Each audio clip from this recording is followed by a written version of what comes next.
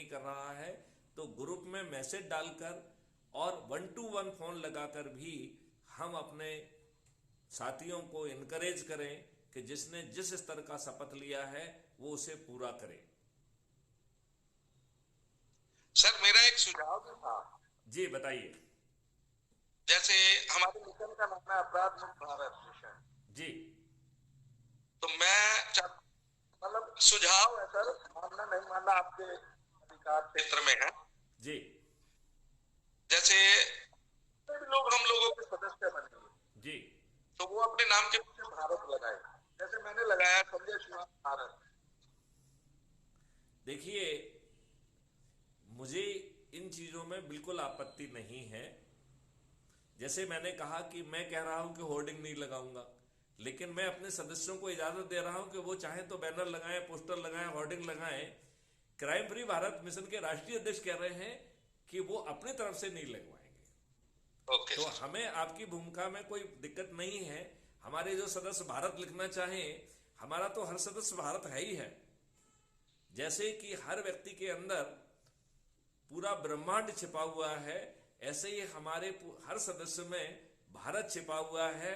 तो वो भारत यदि लिख रहा है तो केवल वो इंडिकेट कर रहा है वो सच में भारत ही है। जी तो मुझे लगता है कि संजय जी आपकी बात का अनुमोदन हो गया है। बिल्कुल सर, आइए। चलिए लल्लन जी, आप कुछ बोलिए। और जो है अफसर साई जी, आप 2 मिनट के लिए जरूर आगे आइए। कुछ कह रहे हैं ये, आई एम सॉरी, जहां हूं वहां थोड़ा बहुत ही बैलेंस है, थोड़ी ही देर में ज्वाइन कर रहा हूं। अच्छा ठीक है, वेरी आ गुड। गए सर आप। अच्छा आ गए हैं, चलिए देखिए मैं आपका ही अफसर मैसेज पढ़ रहा था। ग्रेट। अफसर शाह जी का इस मीटिंग पर हार्दिक वंदन और अभिनंदन। तो अफसर साई जी, आप बैकग्राउंड में सुन रहे होंगे जब मैंने कुछ निर्णय लिए हैं। इन निर्णयों में आपकी सहमति और स्वीकृति है कि नहीं है?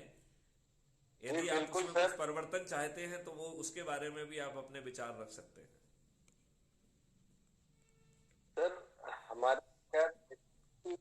ये जो परिवर्तन है, भारत मिशन का जो जो 21 ऑब्जेक्ट, ये पूरा का पूरा एक इस आजाद भारत का, दरअसल इसमें सर बहुत से सवाल उठते हैं।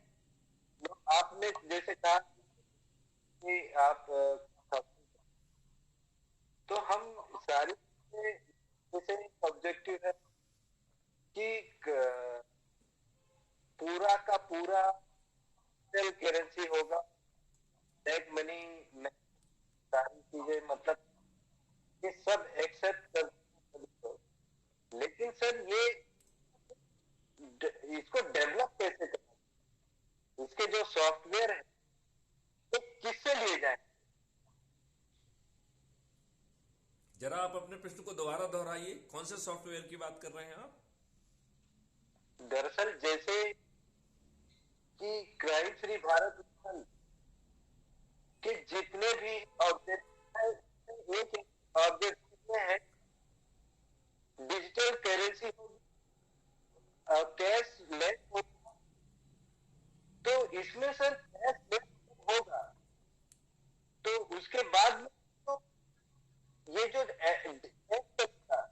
वो भारत का ये किसी दूसरे कुछ ऑपरेट करेगी सॉफ्टवेयर या हमारी ऑपरेट। देखिए आपकी आवाज थोड़ी सी कट रही है तो मुझे बहुत स्पष्ट आपकी आवाज नहीं मिली है, लेकिन जो कुछ भी मैं अनुमान लगा पाया हूं, एक चीज तो मैं आपको बता दूं कि ढेर सारे सॉफ्टवेयर ऑलरेडी रेडी हैं। इसके लिए 12 स्मार्ट इंडिया हैकाथॉन 2020 में की गई थी, जिनके सॉल्यूशंस बने पड़े हुए हैं। मेरे द्वारा 53 टेक्निकल इंस्टीट्यूशंस और यूनिवर्सिटी के साथ 1-to-1 MOU है, जिस MOU के तहत ढेर सारे जो है ना टेक्निकल सॉल्यूशंस क्रिएट किए गए हैं। क्राइम फ्री भारत के एग्रो और आयुष मॉडल में भी एक ग्रुप से जो बच्चे ही हैं वो बहुत अच्छा उन्होंने ऑलरेडी सॉफ्टवेयर बनाया हुआ है, उसको फर्दर रिफाइन करने की बातचीत चल रही है। तो टेक्निकल सॉल्यूशन बच्चों का खेल है केवल।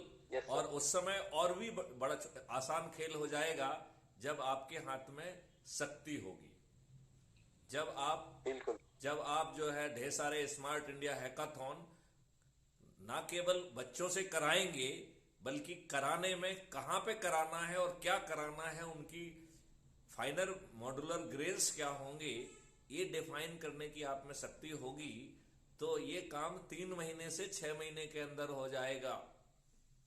3 महीने से 6 महीने के अंदर भारत में साइबर क्राइम होना की संभावना खत्म हो जाएगी।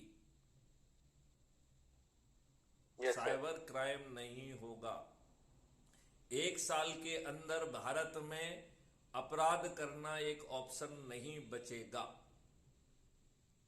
Right to Yes, sir. Privacy होगी, लेकिन उसकी लक्ष्मण रेखा होगी। जैसे ही आपने अपराध की लक्ष्मण रेखा को क्रॉस किया, आपकी right to privacy will cease. और वही चित्रगुप्त सभी साक्ष्यों के सहित एफआईआर भी कर देगा। और चूंकि भारत का हर नागरिक पुलिस ऑफिसर है, तो हमें उसे अरेस्ट कराने के लिए पुलिस की जरूरत नहीं है। हमारा सिस्टम भारत के जो भी नियरेस्ट नागरिक होंगे उनको भेजकर उसे अरेस्ट भी करा लेगा, और जो उसे अरेस्ट करने जाएगा उसे भर कर हम जो है ना रेवेन्यू भी देंगे। तो यदि वो किसी खतरनाक अपराधी को अरेस्ट करेगा तो मालूम पड़ा उसको 5 लाख का रेवेन्यू स्ट्रीम मिल गया। वो सिंपल व्यक्ति को अरेस्ट करेगा तो 5-10 हजार रुपए मिल जाएगा। आप बताइए, हर भारतीय जो है ऐसी जिम्मेवारी मिलने के लिए लालायत होगा। आज हमने घटिया इकोसिस्टम बनाया है, जिसके कारण हमारे कानूनी प्रावधान के बावजूद हमारी घटिया पुलिस जो है उन कानूनों का लाभ आपको नहीं देती है जिसे उसे देना चाहिए। जब वो इनकाउंटर करती है, और कई बार फर्जी इनकाउंटर करती है, तो जो आम आदमी के लिए right to self defence available है 100 आईपीसी के तहत, उसका उपयोग करती है। वो पुलिस के लिए नहीं बनाया गया है, वो भारत के हर आम नागरिक को अवेलेबल है। वही दुष्ट पुलिस, जब आप उन परिस्थितियों में उस राइट को इन्फोर्स करते हैं, तो दुष्टतापूर्वक आपके ऊपर हत्या का प्रकरण कायम करके आपको जेल भेज देती है। हमारी पुलिस को लज्जा और शर्म नहीं आती है। हमारी पुलिस बहुत ही अनप्रोफेशनल है। हमें इतने वर्ष तक जो है इस विभाग का मुखिया रहने के नाते मैं जो बात कह रहा हूं वो बहुत ही जिम्मेवारी से कह रहा हूं। लेकिन इसे जैसे कि सोने को तपा सकते हैं, ऐसे बहुत ही कम समय में इसे तपाया जा सकता है। उसके लिए कोई बहुत दिक्कत वाला काम नहीं है, केवल सोच चाहिए। सही मायने में देखा जाए तो हमारी पुलिस वही काम कर रही है जो गीता में भगवान कृष्ण ने अपने लिए कहा है कि जब भी धर्म की हानि होती है। एक खालिद रिया, ये आप बार बार जो है ना अपने फोटो को क्यों डाल रहे हैं? और एक घटिया फोटो जिसमें तुम्हारा घटिया चेहरा दिख रहा है, डिलीट योर फोटो।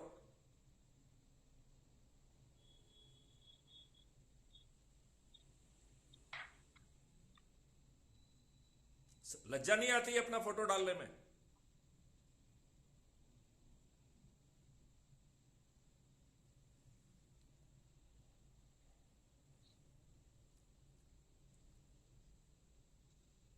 तो ये अब समय आ गया है कि हम एक अच्छी पावरफुल व्यवस्था जमीन पर उतारें। हमारे दुष्ट राजनेता मुद्दों को पैदा तो करते हैं, लेकिन मुद्दों का समाधान करना उनकी नीयत का हिस्सा नहीं है, क्योंकि वो मुद्दों को अपने वोट बैंक के बतौर यूज करते हैं।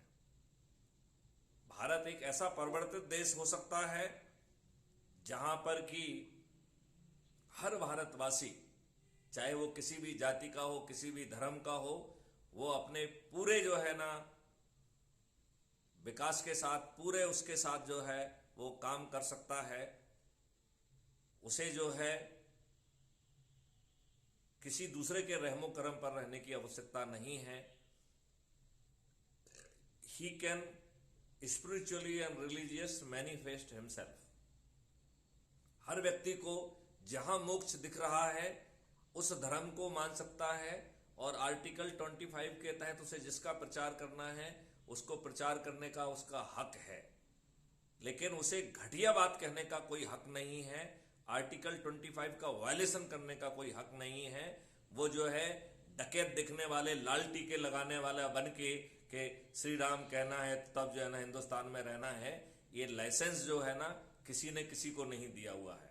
हमारा संविधान इस बात की इजाजत नहीं देता है, और ना ही ये इजाजत किसी मुस्लिम को देता है कि वो कहे कि जो है हमारा धर्म मानो नहीं तो तुम काफिर हो, मैं तुम्हारा सिर धड़ से जुदा कर दूंगा, मुझे जन्नत भी मिलेगी और 72 धूरें मिलेंगी। ये शुद्ध बकवास है।